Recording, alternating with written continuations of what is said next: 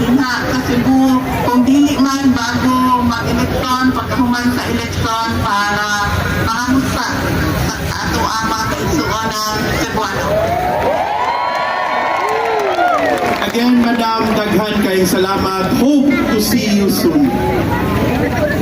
Daghang salamat. Magpasalamat po sa ato ang mga kaigsuonan dinha sa Cebu sa inyong padayon na suporta sa ato ang mga senador. Kinahanglan diretso ang atong boto, napulo diretso ang atong boto tungod kay kinahanglan daghan dako ang ato ang ihatag na boto sa ilaha aron mapanigurado nato na dili matikas o madagdag pawas ang ilangan mga boto tungod kay layo ang diya sa mga boto sa ato ang napulok na Gobernur?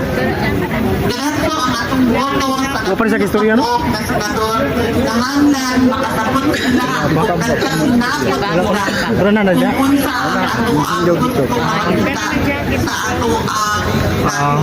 Mauna, magpagpadayon sa nasundan ni President Rodrigo Duterte.